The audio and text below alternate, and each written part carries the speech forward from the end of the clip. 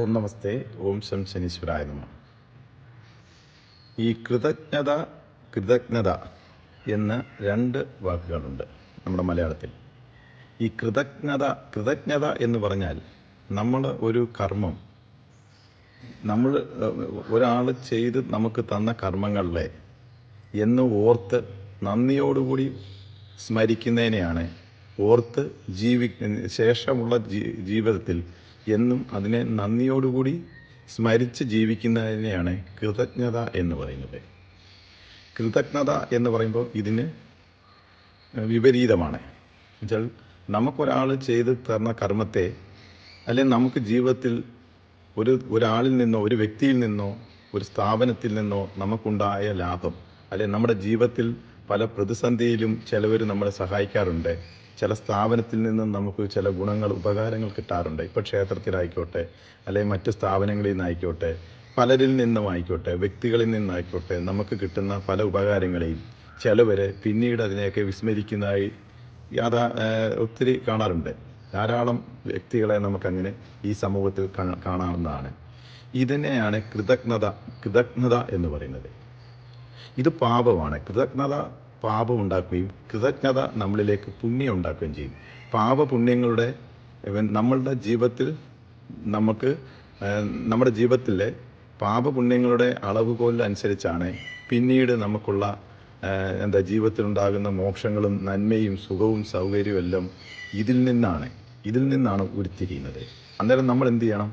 കൃതജ്ഞരായി ജീവിക്കണം. ജീവിതത്തിൽ കൃതജ്ഞത ആവശ്യമാണ്.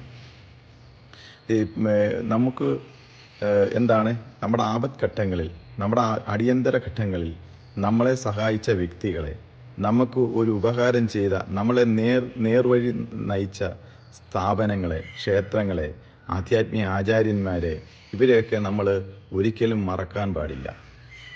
അതിന് വേണമെങ്കിൽ ഒരു ഉദാഹരണമായി ഒരു കഥ ഞാനിവിടെ പറയാം. ഒരു വനത്തിൽ ഒരു വേടൻ ഒരിക്കൽ വേട്ടയാടാൻ പോയി.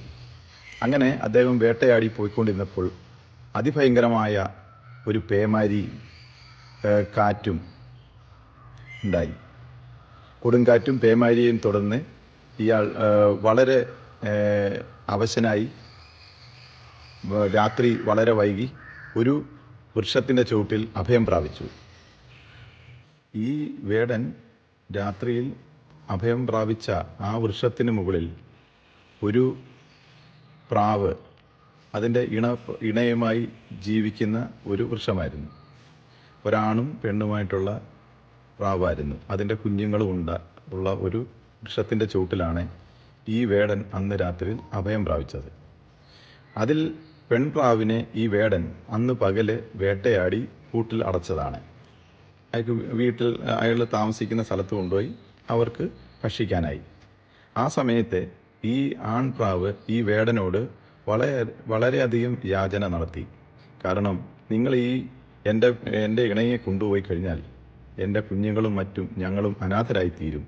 അതുകൊണ്ട് ദയവായി കൊണ്ടുപോകരുതെന്ന് പല തവണ യാചിച്ചിട്ടും ഈ വേടൻ അത് ചെവിക്കൊണ്ടില്ല. ഈ വേടൻ തന്നെയാണ് അന്ന് രാത്രി ഈ വൃക്ഷത്തിന് ചുവട്ടിൽ അഭയം പ്രാപിച്ചത്.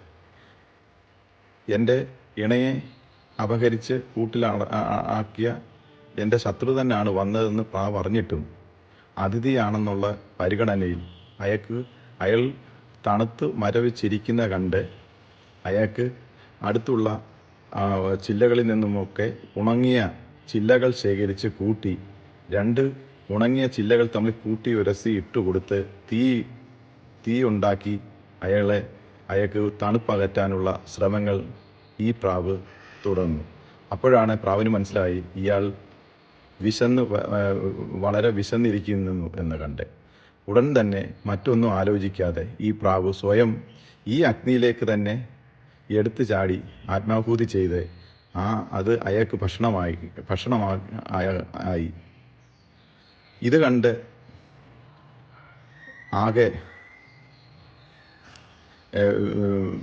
പരവശനായി വിഷമ്മതനായ ആ വേടൻ ഈ ഇണപ്രാവിനെ തൻ്റെ കൂട്ടിൽ നിന്ന് തുറന്നു വിട്ടു. പക്ഷേ സ്വന്തം ഇണയെ നഷ്ടപ്പെട്ടെന്ന് കണ്ട തൻ്റെ ആൺ പ്രാവിനെ നഷ്ടപ്പെട്ടെന്ന് കണ്ട ഈ പെൺപ്രാവും കൂടെ ഈ അഗ്നിയിലേക്ക് ചാടി ആത്മാഹൂതി ചെയ്യുവാണ് ഉണ്ടായത്. ഇതിൽ വളരെ വളരെ ദുഃഖിതനായി തീർന്ന ആ വേടൻ അവിടെ വെച്ചൊരു ശപഥമെടുത്തു. ഇനി മേലാൽ ഞാൻ ഒരു ജീവിയെയും ആക്രമിക്കുകയോ കൊല്ലുകയോ വേട്ടയാടുകയോ ചെയ്യയില്ല എന്ന് ശപഥം ചെയ്യുകയും ശേഷകാലം കൃഷികളും മറ്റും ചെയ്ത് ജീവിച്ച് ഈശ്വര മാർഗത്തിൽ കൂടെ ചരിച്ച് മോക്ഷം പ്രാപിച്ചു എന്നുള്ളതാണ് കഥ. ഈ കഥയിൽ കൂടെ ഇതൊരു കഥയാണ്.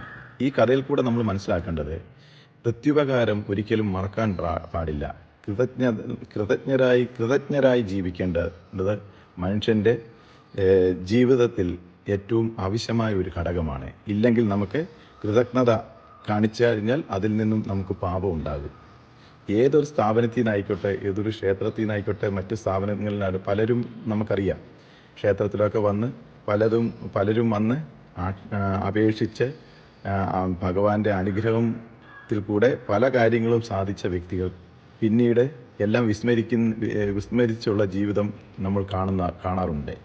ഇതൊക്കെ അവർക്ക് തന്നെ ഭാവിയിൽ അവരുടെ സന്തതികളെ പോലും 7 തലമുറയ്ക്ക് പോലും ഇത് ദോഷമാകുന്ന ഒരു പ്രവൃത്തിയാണ്. അതുകൊണ്ട് നമ്മൾ കൃതജ്ഞരായി ജീവിക്കണം. ശ്രേഷ്ഠമായ ജീവിതത്തിന് ഈ കൃതജ്ഞത, ഐശ്വര്യപരമായ ഈ സമാധാനമായിട്ടുള്ള ശാന്തിപരമായ ജീവിതത്തിന് ഈ കൃതജ്ഞത മനുഷ്യനെന്നും ആവശ്യമാണെന്ന് ഓർമ്മിപ്പിച്ചുകൊണ്ട് നിർത്തുന്നു. നമസ്തേ. ഓം ശം ശനീശ്വരായ നമഃ.